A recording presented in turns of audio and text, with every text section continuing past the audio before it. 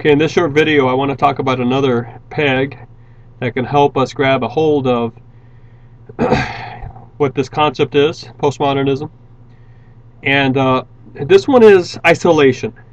Alright, and it follows from the self-fashioning idea and from the reproduction of the self idea. And that is, if others can access you only through a personal interface, excuse me. Think of a computer screen, and the outside, your surface area, your face, whatnot, being that interface, but that allows you to recognize that there is an inner mode of being or an inner collection of thoughts that does not necessarily match up with how you let your face express. So the notion of transparency, right, indicates that what you see is what you get, but we're more complicated than that, and we realize that we can self-fashion ourselves and replicate ourselves and duplicate ourselves not only by the various masks we can wear in how we act, but also on the images and the graphics that we develop and design, and that are our image. Okay, so when you sit back and realize, who can ever really know me? Now, when you throw in the notion of the receding I, in other words, as soon as you start to introspect yourself, to examine yourself, let me ask you, who is examining? Well, I am examining myself. Well, wait a minute, I thought you were looking at you. How can you be examining you? In order to do so, you have to move away from this object you're examining. But as soon as you move away so that you can begin looking at it, that's a new you. And who is looking at that one? So this new you might be able to come up with some claims about that old thing that you still think is you, maybe a collection of memories or habits or propositions, but if you are analyzing that, who are you? All right. So there's a trick here. It's called the receding I, and the receding I, the idea is it just recedes if an item, and you can actually never examine the you. All right. Here's a or yourself, because for you to examine yourself, you would have to be other than yourself so that you could look at it. But as soon as that happens, that thing you're looking at is no longer yourself, because you became other from it. And who's going to be looking at you now? So you can't do it. Think of the eyeball. All right. And my contention is you have never seen your own eyeball. Now, you can look at a picture of it, but as soon as you do that, you realize that you're looking at the picture. You're still not looking at the eyeball itself. And the eye has moved away, and now it's using a representation to examine, oh, I guess that's what I look like. But the eye still can't look at itself, right? So the idea would be then, well, let's somehow, take another picture of it. Well, that you're in the same trap. How would the eye ever get to examine itself? And you might think, well, if it takes a picture of itself and then is looking at it, you realize it's still just looking at a photo, right? The eye hasn't seen its own self. And the EYE, and in that sense, the I, personal pronoun I, can never see itself. So you got this black box going on, and you can never really know it, all right? A derivative of this is explaining where your thoughts come from, all right? And people might come up with associative theories where there's a chain of association, or a sort of ephemeral theory where the brain and the mind is just a sort of a burp from the biological body. It's just an accidental epiphany, and then it's going to disappear. It's just but that totally negates personal worth. If you want to go that route, you have to be willing to let go of personal worth. Okay.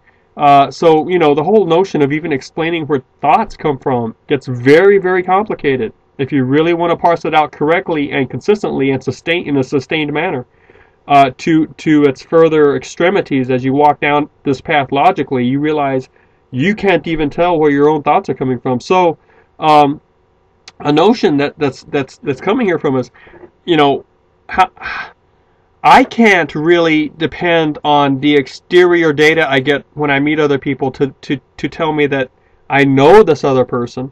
They can't really know me. Philosophically, this can't happen.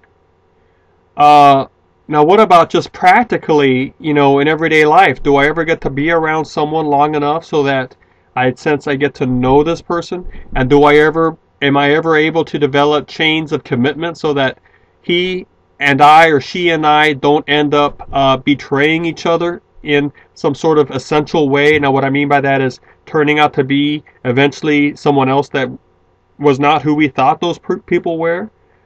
And who of us, have remained the same, as the years pass, though we begin to like different things, to talk different ways, to be different people, all right? And just biologically, doesn't your body replace itself over a certain number of times, starting from the very regeneration of skin cells and body cells? So, it's like the Theban boat. I mean, a boat that used to come into the dock of Athens. Excuse me, the Athenian boat. It was an old boat, right? And every time it came into the Athenian dock, they would replace a few planks. And as this went on for years, and finally Socrates looked up one day and said, is that the same boat that was there 10 years ago? Because every plank in it has been replaced.